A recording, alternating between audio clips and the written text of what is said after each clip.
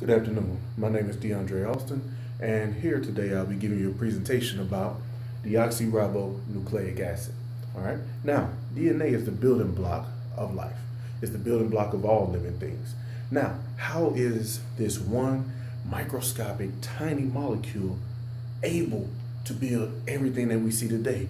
Over 7 billion people, millions and millions of plants, not to mention all the animals and plants that are already extinct. How does DNA do? Well, what we're going to look at today is the small, minute structure of DNA and what is it really made of. All right. Now, first off, DNA is a ladder-shaped molecule. All right. That ladder shape is tightly coiled inside of our chromosomes. Now, how does that ladder actually shape? Well, if we were to pull apart the DNA molecule, these are the various components of that molecule.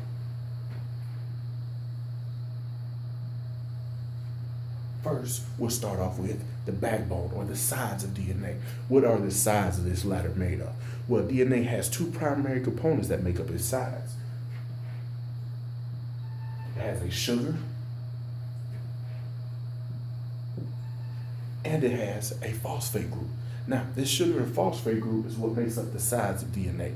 Well, if that's the sides of the DNA, what is the information in between? Well, that piece of information is actually the information itself, our base pairs.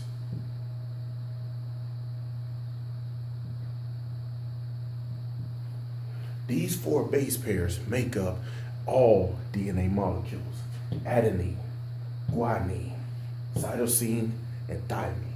Now, notice I did say pairs. Well, if it's only four, how do these things pair together? Well, I'll show you. Adenine always pairs with thymine. Guanine always pairs with cytosine. And of course, this is a two-way street. So these four base pairs are what makes up the rungs of the DNA ladder down the middle. Now, each one, as mentioned before, has a sugar and a phosphate group as its backbone.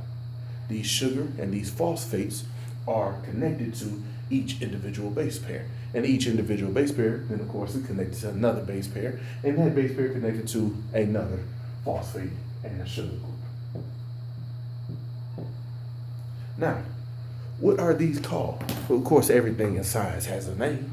Well, if we were to take just the base, the sugar, and the phosphate group, that would be known as a nucleotide.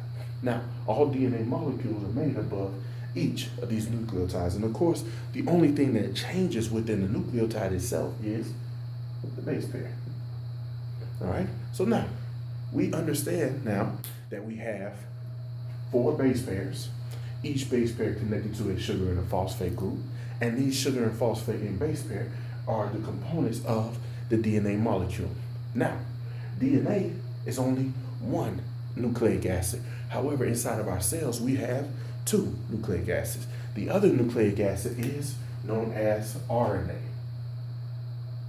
Now, RNA is simply a different sugar, all right? Where DNA, that sugar, is known as your deoxy, that's your sugar, all right? And RNA is simply ribose. Ribose is the sugar. Now, there's a slight difference between DNA and RNA. Well, let me correct myself. There's multiple differences, but there's one slight difference when we're talking about the structure itself, right? Instead of thymine here, RNA possesses uracil, the base pair represented by U, all right? So RNA and DNA are your two nucleic acids. Now, DNA is the building block of life, whereas RNA is the building block of our proteins. And our proteins are what ultimately makes our tissues and our bones and everything that we need to build our bodies. Now, as we look here at this structure of DNA, one thing that we should notice is, hey, there's only four base pairs, right? Meaning that there's only two ways that these bases can pair together.